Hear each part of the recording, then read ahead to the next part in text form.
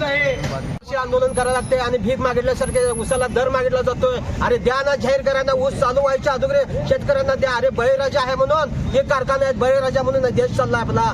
आणि माझं मत आहे की हे आंदोलन पुढच्या वर्षीपासून न करता हिने पहिला दर जाहीर द्यायला पाहिजे. अरे मताला 5-5 हजार रुपये दर देताय, मग शेतकऱ्याला दर द्यायला काय मागा पुढे बघताय? द्या ना दर. काय तुमच्या ह्याच्यातलं देत नाही?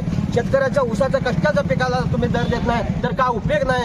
आणि रस्त्यावर यायला लागते, मारहाण करायला लागते, मारहाण करून घ्यायला लागते, रस्त्यावर येऊन वाहने हे करायला लागतात. असं न होता कारखान्याच्या चेअरमनांनी, कारखान्याच्या लोकांनी, सदस्यांनी सगळ्यांनी तात्काळ निर्णय घेऊन ऊसाला 4,000 न 5,000 दर द्यायला पाहिजे. अशा आज आम्ही सर्व पक्षाच्या मागणीनं व लोक जनशक्ती पार्टी कोल्हापूर जिल्ह्याच्या वतीने मी मागणी करत आहे. शिक्षणाचा प्रश्न असेल, घरातला खर्च असेल, आरोग्य असेल, हे सगळे खर्च मागत नाही आणि त्याला सुद्धा सन्मानाची वागणूक मिळाली पाहिजे. शेतकरी ऊस उत्पादकांना चांगला दर मिळाला पाहिजे. त्यासाठी आमची या ठिकाणी मागणी आहे. आमचे नेते आदरणीय पवार साहेब यांनी 72,000 कोटींची कर्जमाफी केलेली होती, पण स्वतःला विश्वगुरू म्हणणारे मोदी